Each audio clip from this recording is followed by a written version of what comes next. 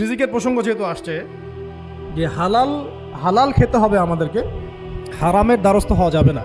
আপনার স্বামী যদি হারাম খায়, আপনি স্বামীকে বুঝান, তাকে ওই চাকরি ছেড়ে দিতে আপনি উৎসাহিত করেন।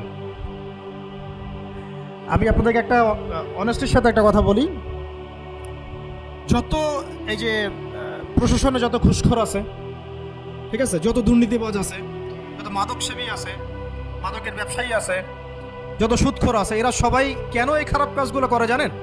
তার স্ত্রীকে ভালো রাখার জন্যে, তার মাকে ভালো রাখার জন্যে, তার সন্তানদেরকে ভালো রাখার জন্য।